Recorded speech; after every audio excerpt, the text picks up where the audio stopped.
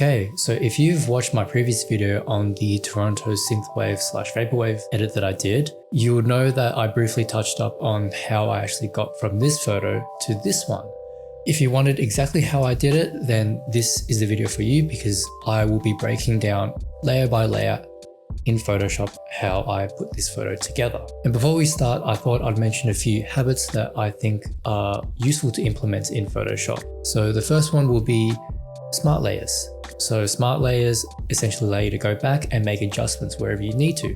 So for example, I've actually converted this into a smart layer, and with that I've added in noise. So what I can actually do is I can go back and double click on that, and it brings me this add noise feature, which allows me to change it from when I first initially did it. And another thing that I think is even more important is actually going through and naming your layers and organizing and grouping them into the specific groups that are necessary.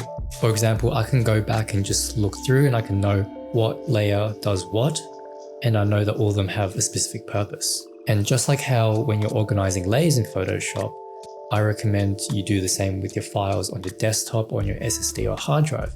And since, as some of you might know, that my SSD got stolen, this company was kind enough to send me their SSD, so thank you. So this is the Crucial X8 portable SSD. It has super fast read and write speeds of 1050 megabits per second. So I was able to transfer roughly 400 gigs of files onto this SSD in under 5 minutes, which is pretty insane. It's super small and compact, which is great for travel, and it works both on Mac OS and Windows. So go check it out if you want. The link in the description box down below, along with all the other products that I use. Back to naming Photoshop layers. As you can see here, these ones are actually layered quite nicely. But if I go back to the original, I actually have no idea what's going on here. Like, I have layers named curves 1 copy 3. Like, what's that even supposed to mean?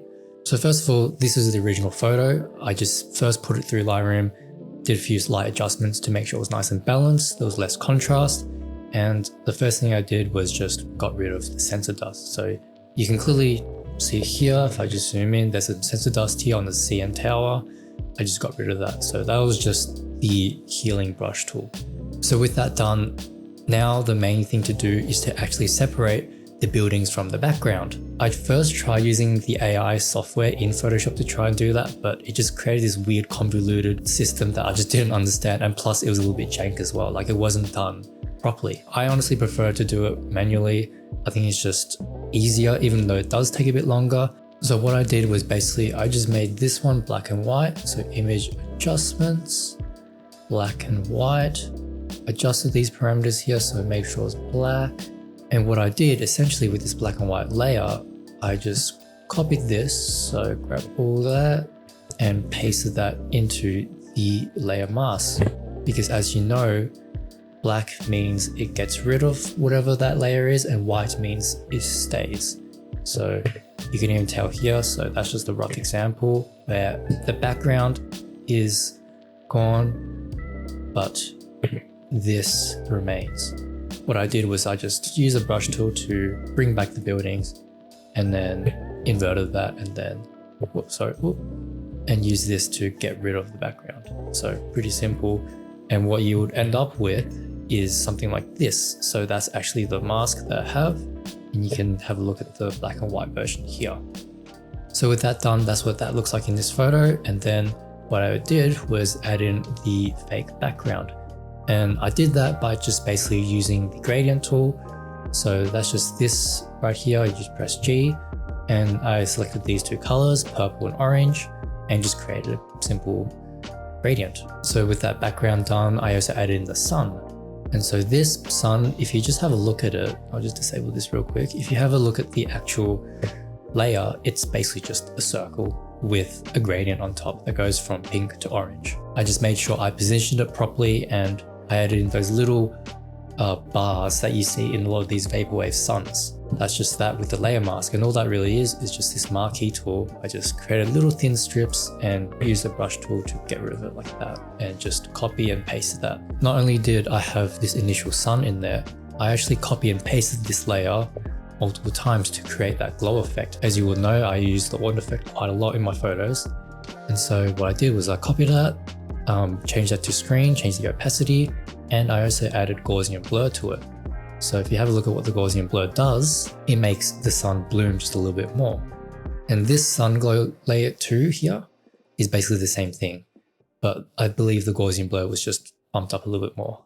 This one just brings out the bloom a little bit further out and adds a little bit more character to the sun. The rest is, to be honest, more focused around blending and making sure the colors more consistent and cohesive. What I did first was I created a multiplier effect here. So I just grabbed what I had and just select multiply. So that's simply done by creating a new layer with everything merged below it. And you just go image, adjustments, or sorry, apply image, and then you go multiply, and that just creates a very contrasted look. And then the Orton effect here is actually just this multiplier layer duplicated plus the Gaussian blur. So you'll see here that I changed it to screen and I added in the Gaussian blur. And that is the Orton effect just added in. So that already helps make the image look that much more cohesive. So some other adjustments that I made as well was I just went through and just edited the camera raw filter in the city here. It just makes it a bit more purple, a bit more cohesive. And I also decided that I wanted to change the background a little bit as well, because as you can see, this background is quite bright compared to the darkness of the city. So what I did instead was I actually introduced a gradient layer on top, sorry, a gradient mask on top. And I also changed this to 50%. Instead of it being more of a violet purple, it's more of a bluish tone at the top, which ends up in the purple, then goes to pink, and then goes to orange. So it's a bit more of an interesting gradient. So the next process that I took with this photo was adding a bit more glow in these buildings here, because I wanted the sunset to merge into the actual photo itself, so that there's a bit of like a wraparound rim light that goes around the buildings.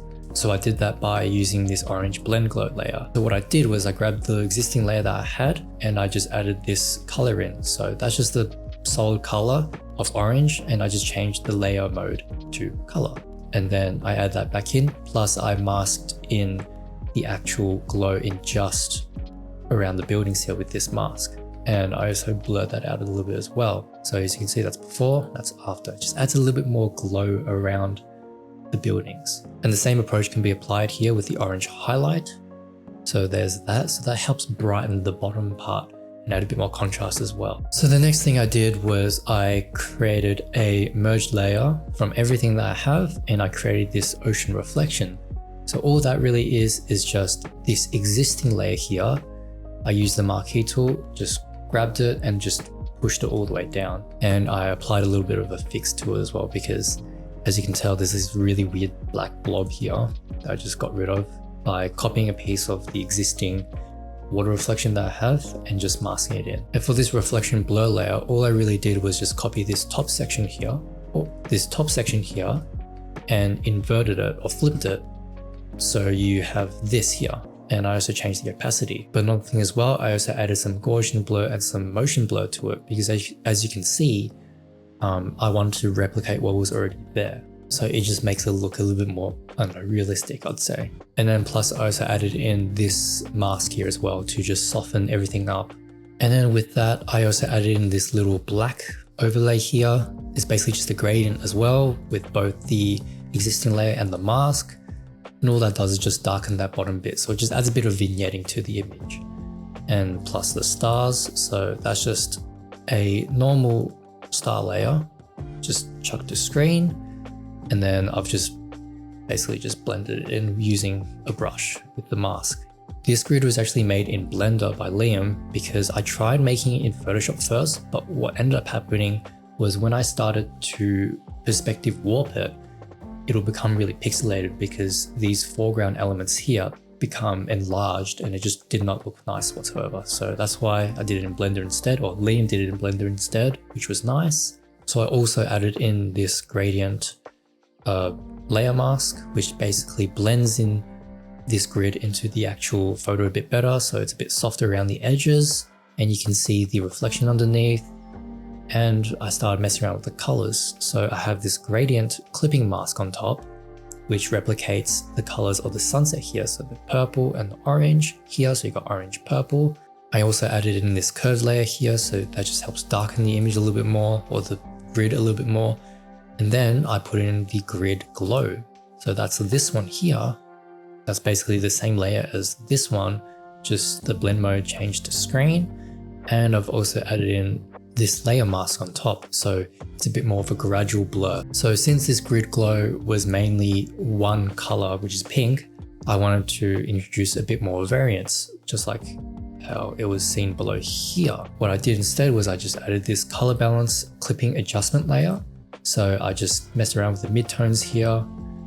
And so that gives me more of a blue color here, right? And not only that, I had this hue and saturation adjustment layer.